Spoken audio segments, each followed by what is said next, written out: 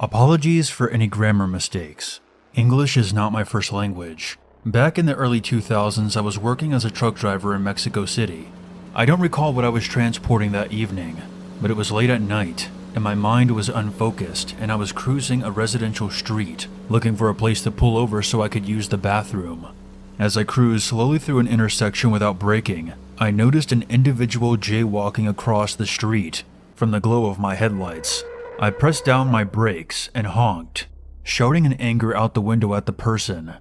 I couldn't tell if the figure was a man or a woman at first, but when they turned around to yell back at me, I was pretty certain that it was a man in woman's clothing. He barked at me for several minutes in a deep, heavy voice, and continued off down the sidewalk. In addition to the woman's clothing, I noticed the man was carrying a purse over one shoulder and a bulging plastic bag in his opposite hand. I shrugged and assumed that he was a male prostitute or something of the sort, and continued up the road and forgot all about him a few minutes later. The whole incident lasted perhaps 15 seconds. The next day I heard through my wife's brother that an old woman named Ana Maria Alfaro had been murdered in her home the night before, on the exact same block I had encountered the man in woman's clothing. I called the hotline and spoke to a female detective about my exchange with the stranger on the road, and she seemed very interested, and asked me several additional questions about the person that I hadn't even had time to notice or consider. She then asked me if I would come in and sit down with a sketch artist, but I responded that I barely got a good look at the person's face, and mostly was just able to describe the person's build and voice. I never heard back from the detective, but what followed for several more years was a reign of murder and terror, where several elderly women were murdered in their homes. I remembered I was at my son's birthday party in January of 2006 when I heard the news that the old lady killer had been arrested, and while the person I had seen had very likely been the killer, he wasn't a male prostitute.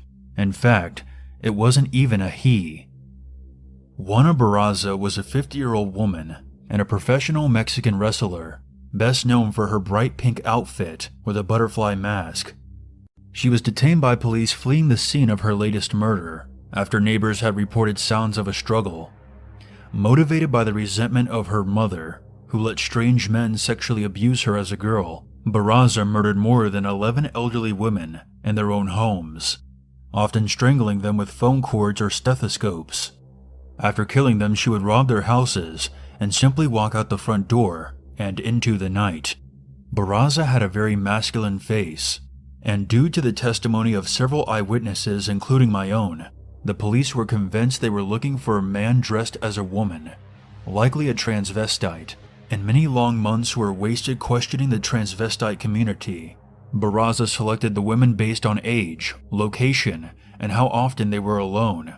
Using a social worker's identification card, she would trick the women into letting her in by saying that she was from the government and informing them they were eligible for welfare programs. In March of 2008, she was sentenced to a whopping 759 years in prison. I often wonder if I would have been doing the world a favor if I had hit her with my truck that night.